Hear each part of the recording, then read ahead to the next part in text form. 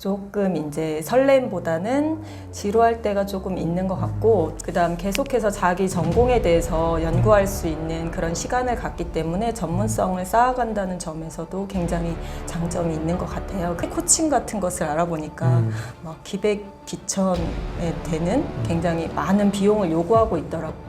어떤 수입이냐면 선생님들이 말한 것들은 월급 외에 다른 수입인데, 책을 쓰게 되면 저한테 이제 모르는 사람들의 편지, 그다음 블로그 이웃 이런 것들이 굉장히 신청이 많이 왔어요. 그래서 되게 깜짝 놀랐고. 오늘은 교사의 책 쓰기의 저자 배정아 선생님, 배정아 작가님 모시고 이야기 나눠보도록 하겠습니다. 작가님, 구독자분들에게 인사할까요? 네, 안녕하세요. 교사의 책 쓰기 저자, 교사 작가 배정아입니다. 저는 현재 경기교사 25년차 교사이고요. 전국 교사 네트워크 자기경영 노트에서 선생님들의 성장을 돕는 일에도 함께 하고 있습니다. 반갑습니다. 이제 25년 정도 이제 한 직장을 다닌다는 것, 직업을 가진다는 게 굉장히 긴 시간이잖아요. 네. 보통 제가 이제 뭐 사기업에 계신 분들 인터뷰하면은 보통 이제 25년, 30년 하면 이제 퇴직을 하시더라고요. 아직 좀 기간이 남으셨잖아요. 네. 교사를 한 25년 정도 하면 어떤 생각이 드시나요?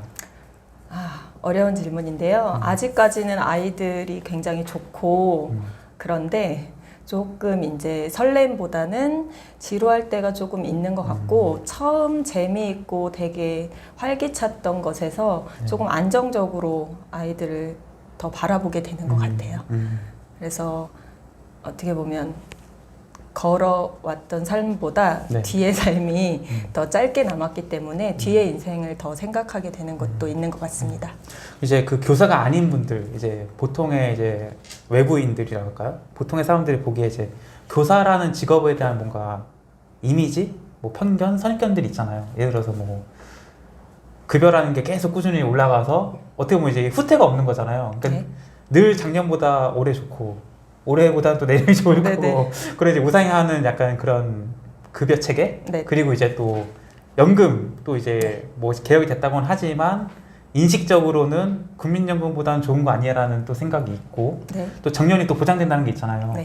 이제 그래서 이제 많은 분들이 사실 굉장히 선호하는 직업 중 하나인데, 이제 25년 정도 하시면은 뭐 이런 직업에 대해서 약간 좀 장점과 단점, 어떤 또 이런 안정성을 가진 직업을 하시면서 뭐 하시는 고민 같은 건 뭐가 있으세요? 우선 교사라는 직업의 장점은 저는 제가 굉장히 좋아했던 일을 하게 됐던 경우이기 때문에 아이들을 만나고 그다음에 그 순수함을 계속해서 이렇게 배워갈 수 있는 점, 그다음에 다른 어른들보다는 조금 덜 늙는 것 같아요. 동안이지 않나요? 맞아요. 깜짝 놀랐어요. 네네. 그런 면이 되게 장점이고, 그다음 계속해서 자기 전공에 대해서 연구할 수 있는 그런 시간을 갖기 때문에 전문성을 쌓아간다는 점에서도 굉장히 장점이 있는 것 같아요. 그게 시간이 갈수록 어떻게 보면 자기 교사의 전문성이기도 하지만 요즘 선생님들이 좋아하는 브랜딩으로 이어지기도 하는 것 같습니다. 그리고 아까 말씀하신 그 안정성, 매년 호봉이 조금씩 올라요. 그런 것들이 신규 교사일 때는 굉장히 조금 적은 월급 체계에 자괴감이 들기도 하고, 그 다음에 학교 일탈을 꿈꾸는 요소이기도 한데요.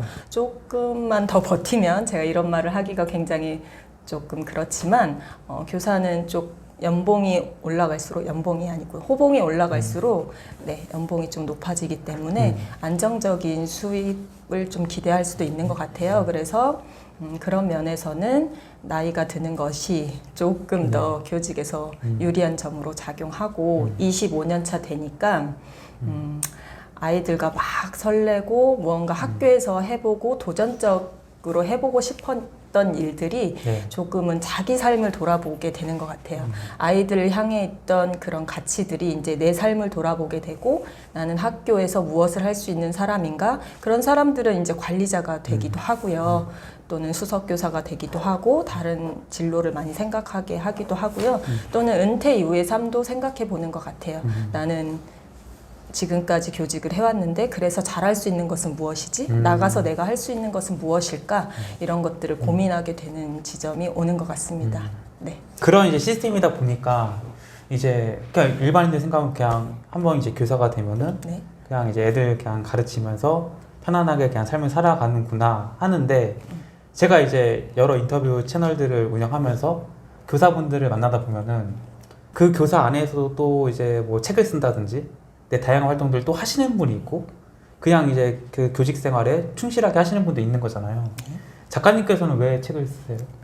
네. 제가 책을 쓴 경우도 네. 교직에서 심하게 40이 됐을 때부터 흔들리기 시작했어요. 무언가 되고 싶은데 그게 무엇인지 몰랐던 것 같아요. 그 당시 장학사 시험을 준비했었는데 사실 1년 공부하고 그만두었고요.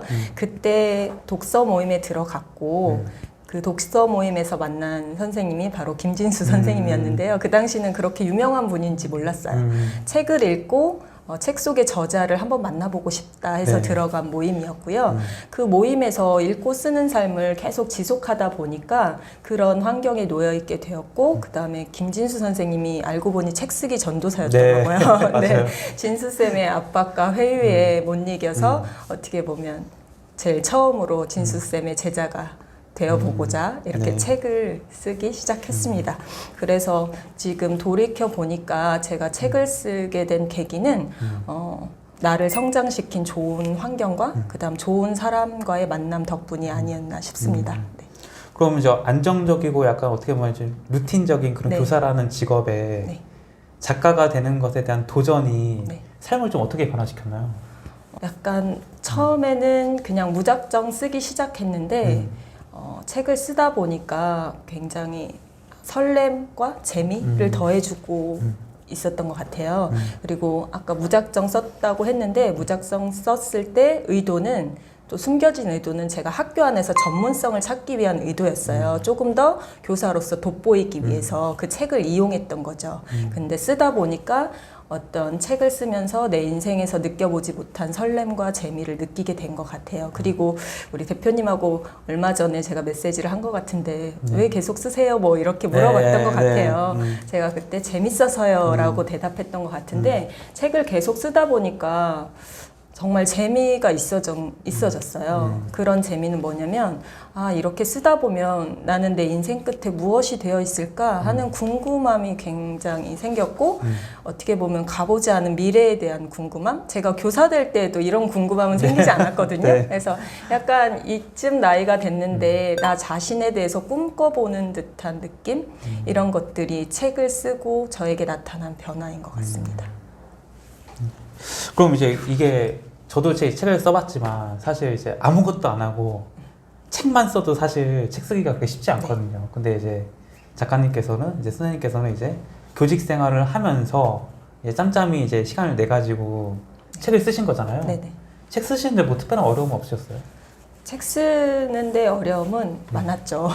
근데 처음 쓰다 보니까 이제 아까 진수쌤을 만났다고 했잖아요. 그냥 쓰시면 됩니다. 막 이렇게 하는데 그래서 도대체 어떻게 쓰라는 것이냐 이렇게 알 수가 없어서 제가 독서도 되게 많이 하고 강의도 듣고 연수도 많이 들어봤지만 구체적인 방법을 몰라서 굉장히 힘들었어요. 그래서 어디서부터 어떻게 무엇을 써야 하는지 이런 것들이 처음에 굉장히 힘들었고 그 다음에 그럼에도 불구하고 빨리 무언가를 해내고 싶어서 책 쓰기 코칭 같은 것을 알아보니까 막 기백기천에 되는 굉장히 많은 비용을 요구하고 있더라고요. 맞아요. 그래서 그런 비용을 지불하고서라도 내가 책 쓰기를 해야 하는가 하는 그런 유혹을 떨치는 게 굉장히 힘들었어요. 그래서 책을 쓸 때 이런 두 가지 어려움이 있었던 것 같아요. 어떻게 써야 할지 몰라서 막막했던 점과 그 다음에 그런 책 쓰기 코칭, 유료 코칭에 대한 유혹 떨쳐내기 이런 것들이 있어서 이번에 책을 쓴 이유이기도 해요.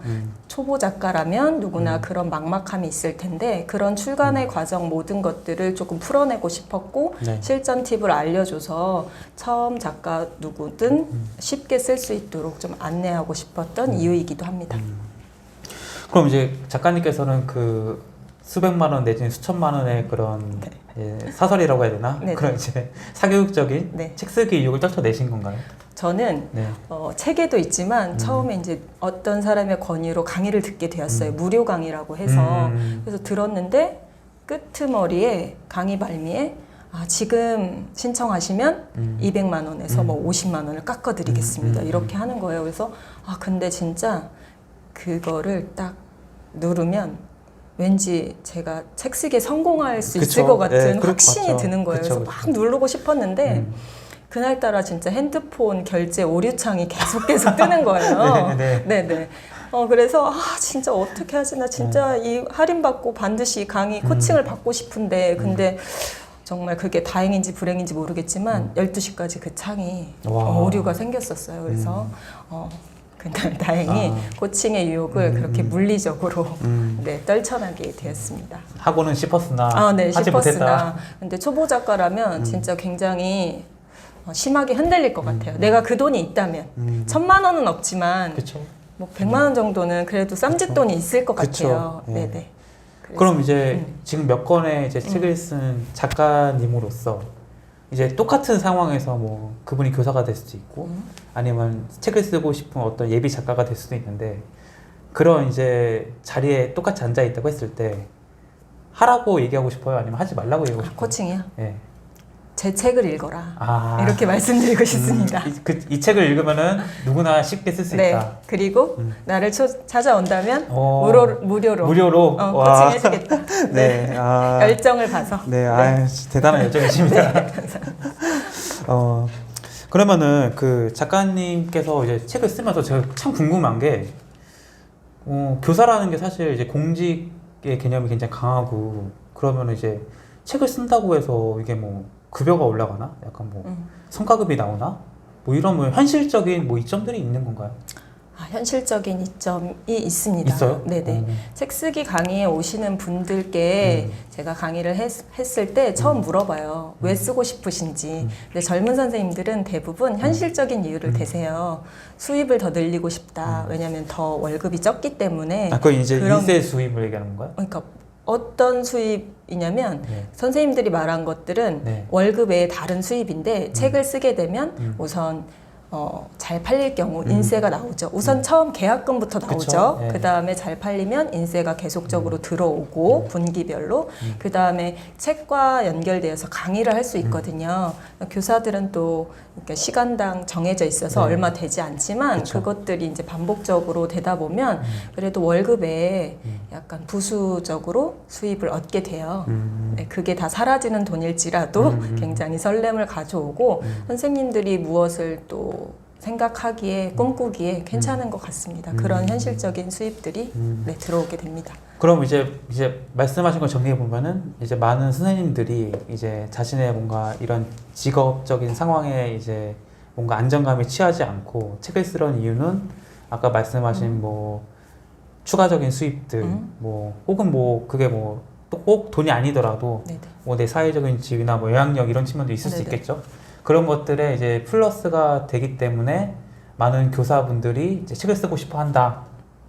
이 얘기인가요? 라고 말씀하시지만 네. 네, 부수적인 수입은 네. 하나의 그냥 요소에 불과하고 제가 강의를 가서 선생님들의 이야기를 들어봤을 때는 네. 첫 번째 이유는 뭐 그런 현실적인 이유도 있었지만 대부분 선생님들이 되게 순수한 목적을 갖고 계세요. 나의 삶을 좀 성찰해 보면서 나를 단단하게 만들고 싶다. 두 번째는 전문성을 키우고 싶다.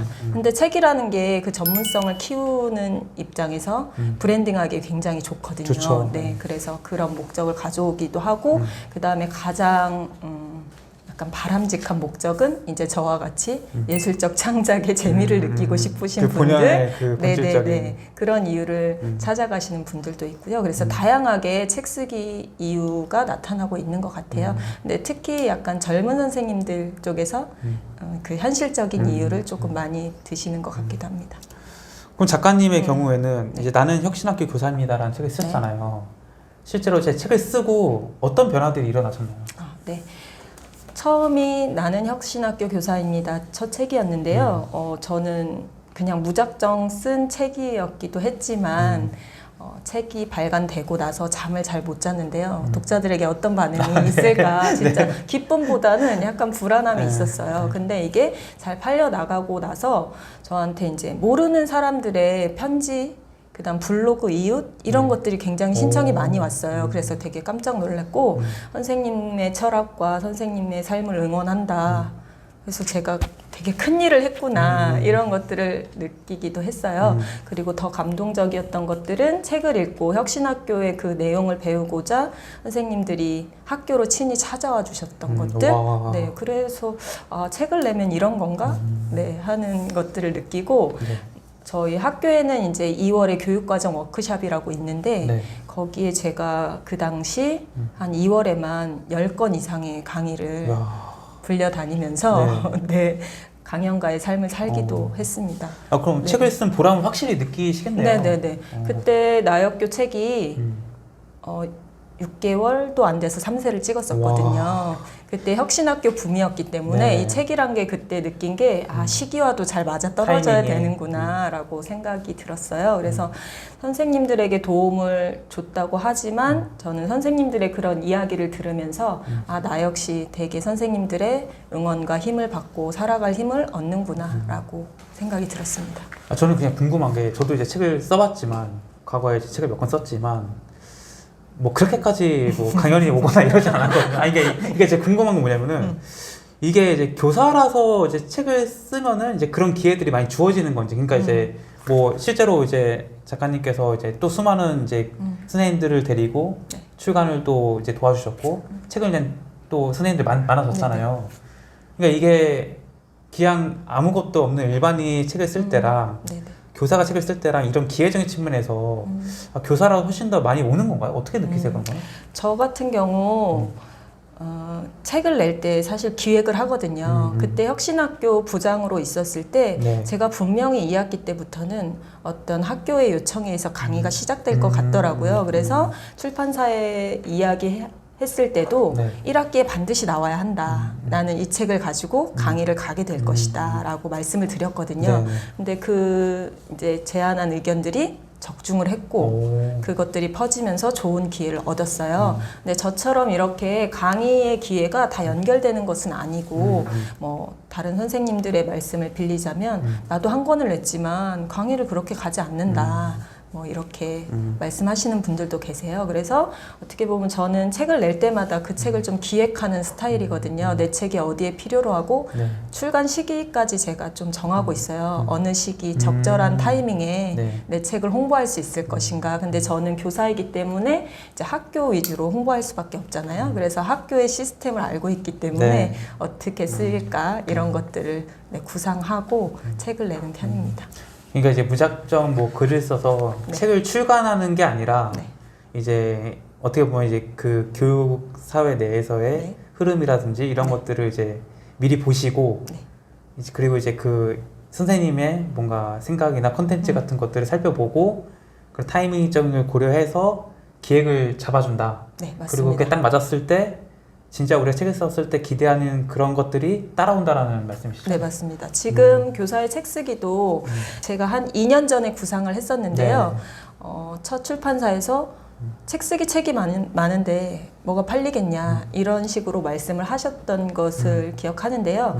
이번에 이제 제가 25년도에 투고했을 때는 작년에 투고했죠. 24년에 투고했을 때는 대표님이 뭐라고 하셨냐면 교사들이 책 쓰기에 요새 엄청나게 관심이 많다. 그래서 제 원고를 픽하신 거거든요.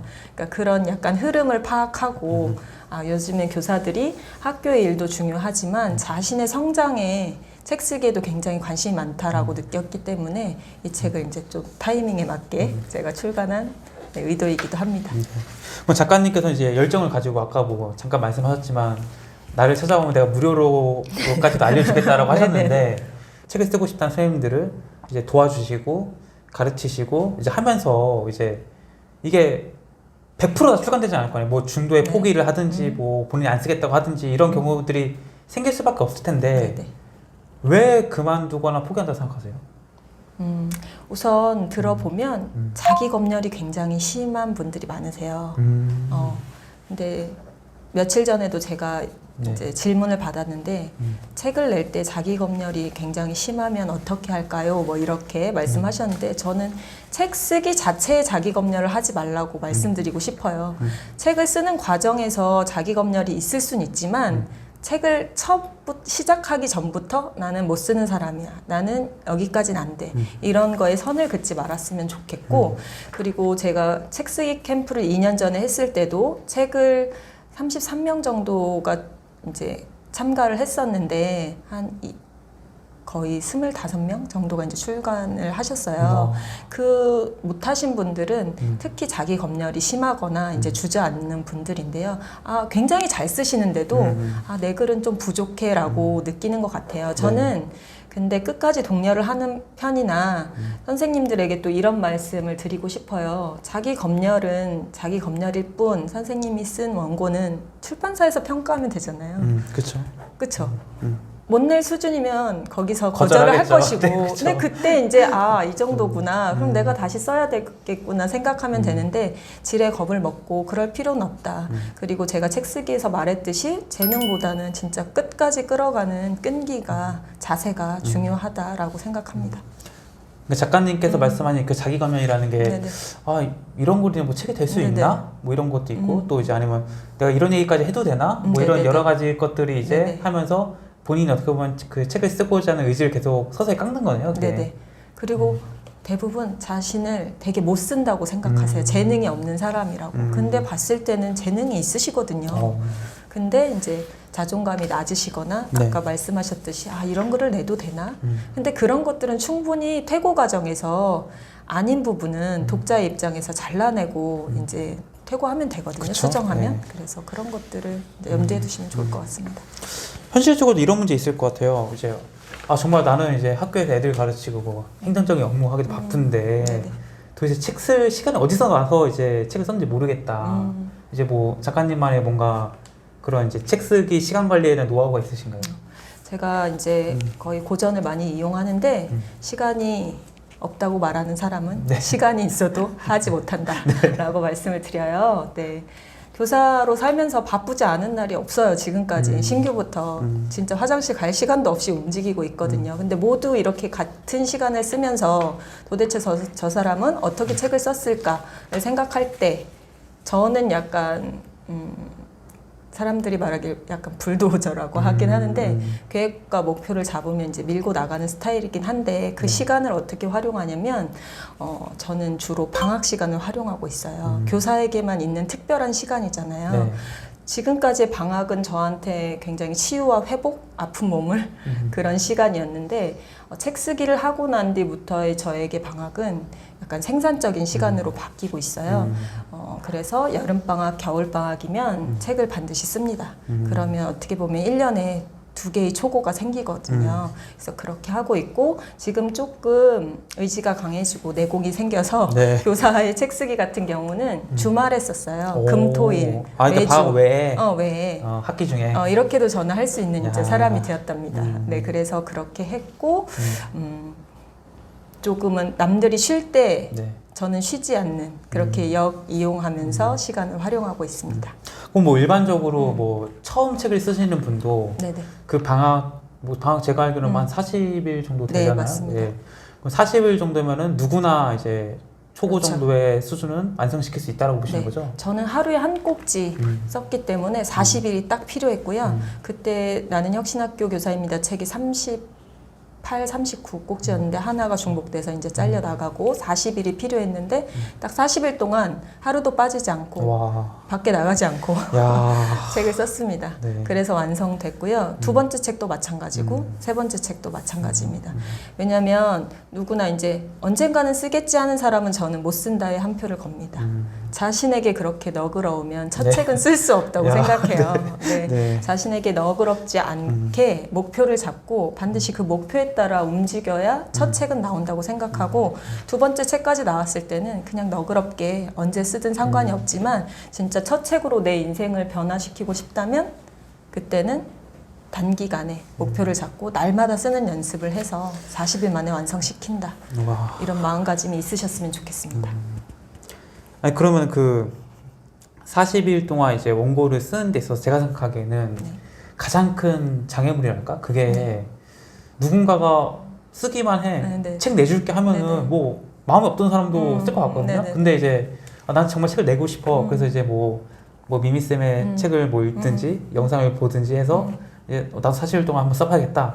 근데 이제 그 40일의 시간 동안 정말 내가 다 쓰면 누가 책을 출간하긴 해줄까? 이러니까 투고 거절에 대한 두려움이 네네. 크잖아요. 맞아요. 뭐 작가님께서는 어.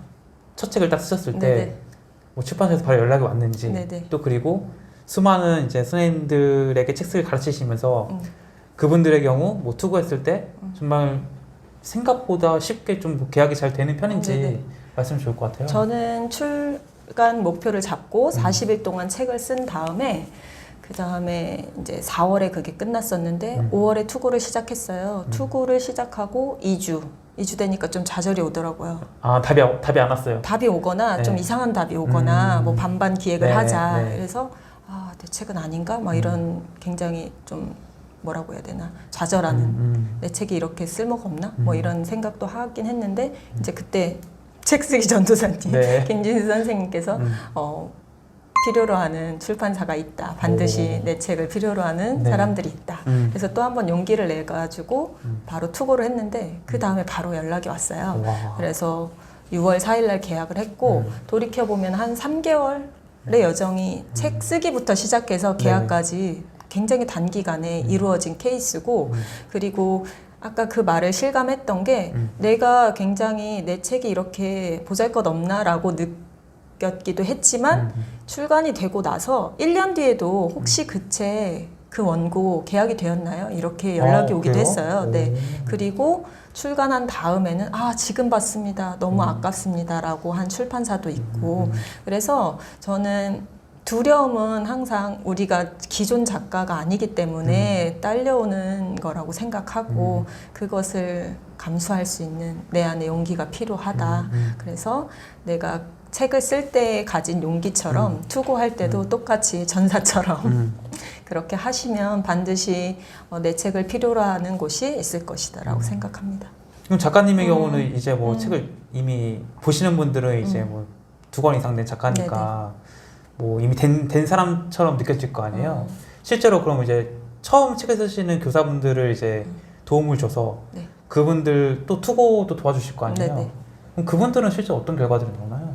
근데 첫 책에 이제 제가 첫 책을 내고 저한테 배우러 온 후배 교사 선생님이 있었는데 선생님은 이제 제가 약간 나이대에 맞게 코칭을 해줘요. 그분은 이제 임용서 같은 거 신규니까 그럴 때 어떻게 하는지 그리고 뭐 투고가 거절되었을 때 어떻게 하는지 그런 것까지 되게 궁금해 하시더라고요. 네. 그래서 그런 것들을 알려드리고 저같이 이제 좌절을 할 때면 될 때까지 해라. 근데 저도 이제 몇 권을 출간했지만 사실 제가 교육 에세이를 주로 쓰잖아요. 출판사에서 오는 거절 메일이 교육 에세이는 저희 출판사와 맞지 않아 출간이 어렵겠습니다. 네. 이렇게 하거든요. 근데 저는 이제 후배들에게도 이야기하고 책 쓰기 강의 오는 선생님들에게도 얘기하는데 그래도 난 쓰고 싶은 책을 쓴다. 출판사가 원하는 책도 있겠지만 내가 쓰고 싶은 책을 써서 출판사를 더 흥하게 해주겠다. 그냥 이런 마음가짐을 가지고 있고요. 그 거절 메일이나 또는 이런 거에 대해서 굉장히 불안한 뭐 후배 선생님들이 있다면 저는 그것조차도 부딪혀 봐야 더 단단한 작가로 대성할 수 있다. 이렇게 생각을 합니다. 그러면은 뭐 도와줘가지고 네네. 원고를 다 완성시켰는데 네네. 책이 안 된 케이스도 있나요? 그런 경우는 없는 것 같아요. 결국에는 다 책이 네네네. 되긴 됐어요. 네. 그러니까 어쨌거나 이제 계속 푸시를 합니다. 푸시를 하면은 네네. 원고를 쓰면은 어쨌거나 작가가 네. 될 수 있다 네네. 이 말이네요. 네. 그럼 이제 작가님께서 이제 막 책을 막 쓰고 싶은 그 선생님들에게 책 쓰기 비법에 대해서 네. 말씀해 주신다면 책 쓰기 비법 뭐라고 네. 생각하세요? 책 쓰기 비법은 네. 제가 모든 작법서를 다 읽어봐도 네, 하나로 하나요? 관통하고 있습니다. 네. 그 비결은 단지 쓰는 것입니다. 네. 선생님들이 쓰기를 굉장히 망설여 하세요. 그 작업대 앞에 앉기가 굉장히 힘들거든요. 그렇죠. 네. 근데 쓴 것이 있어야지 우선 퇴고도 할 수 있고 수정도 할 수 있고 좋은 글로 거듭날 수 있거든요. 근데 생각만 하고 쓰지 않으면 원고 자체가 나오지 않기 때문에 내가 잘 쓰는 글이든 못 쓰는 글이든 우선은 써야 한다. 그래서 제가 책에서도 말씀드린 게 책 쓰기는 글 쓰기와는 다르게 목표와 자세로 하는 것이다. 재능은 그 다음 일이다라고 말씀드리고 싶어요. 네. 그럼 뭐 실제로 이게 뭐 이 재능이라는 것이 네. 진짜 내가 노력만 한다고 네. 다 작가가 될 수 있는 건지 네. 그리고 실제로 뭐 수많은 저자들을 배출을 하시면서 아, 정말 내가 진짜 실제로도 해보니까 처음에 전혀 글을 못 쓰시는 분도 결국에는 책을 내더라. 네네. 뭐 이런 사례도 있나요? 진짜 글을 읽어보면 센스 있는 분들이 있어요. 글 센스가. 아, 재밌다. 네. 그런 분들은 분명히 있는데 그런 분이 아니어도 책은 내잖아요. 그쵸? 그리고 제가 첫 책부터 네 번째 책까지 살펴봤을 때 조금 글의 스타일이 달라지면서 조금 더 발전하고 있는 게 보이거든요. 그렇다면 재능이 분명히 어딘가에 있기는 하겠지만 그 재능은 내가 발견되기도 하겠지만 발전하는 것이다라고 생각이 돼요. 그래서 계속 쓰다 보면 자기가 만약에 작가의 삶도 같이 가져가겠다 하면 물론 연구하고 공부하겠죠. 그럼 저는 분명히 발전하리라고 생각을 하거든요. 그래서 자기를 틀 안에 먼저 가두지 말고 우선 써보고 그것을 진짜 재능 있는 사람으로 만들기 위해서 노력하면 될 일이다. 노력을 진짜 1000번, 10,000번 했는데도 아, 글 더럽게 못 쓴다 하면 그때 그만둬도 되지 않나 라고 생각합니다. 그리고 더 잘 쓰고 싶으면 정말 자기가 좋아하는 작가, 재밌어하는 작가의 네. 글들을 읽어보고 많은 영감을 얻으시면 저희가 필사도 다 따라하기잖아요. 그런 것들이 굉장히 도움이 되지 않을까 싶습니다. 그럼 뭐 내가 뭐 딱히 추가적인 수입에 대한 욕심도 없고 네. 지금의 이 교사의 안정적인 삶에서 네네. 뭐 크게 부족함을 느끼지 않는 선생님들이 있을 거잖아요. 네. 그분들에게 아, 그렇더라도 책을 한번 써보세요. 이런 게 정말 좋아요. 한다면 뭘 얘기하시겠어요? 저는 약간 선생님들이 되게 고민을 많이 하시는데 쓸 것인가 말 것인가 저는 뭔가 안에 꿈틀거리는 게 있다면 써라. 근데 정말 쓰고 싶지 않다면 그렇게 쓰지 않아도 될 것 같아요. 그렇지만 교직 삶이 지금은 굉장히 험난하고 또 어떻게 보면 반복적인 루틴으로 이어지기 때문에 그럼에도 불구하고 그 가운데서 조금 더 다른 재미를 찾고 싶다면 제가 책에 탕수육 소스처럼 새콤달콤한 인생을 맛보게 될 것이다 라고 이야기했는데 그런 약간 창작의 재미를 더하게 될 것 같아요. 그것들이 학교에 가는 발걸음이 되게 가볍게 해요. 그리고 며칠 전에 이제 제 책상에 온 남학생이 선생님, 책에 선생님 이름이 써 있어요. 이렇게 하는 거예요. 네네. 그래서 그런 것들도 되게 소소하게 저를 인정해 주는 거잖아요. 그쵸. 어떻게 보면. 그쵸. 그래서 아이들에게도 굉장히 좋은 롤 모델로서도 이렇게 작용할 수 있고 그런 것들이 학교에서는 되게 많은 영감을 얻고 받는 것 같아요. 그래서 선생님들도 어떻게 보면 교직 삶에서 또 다른 영감을 받고 또는 새로운 꿈을 꾸고 이런 것들을 조금 생각하고 계시다면 우리 가까이에 있는 것 중에 가장 쉽게 할 수 있는 것이 책 쓰기가 아닌가 그렇게 생각합니다.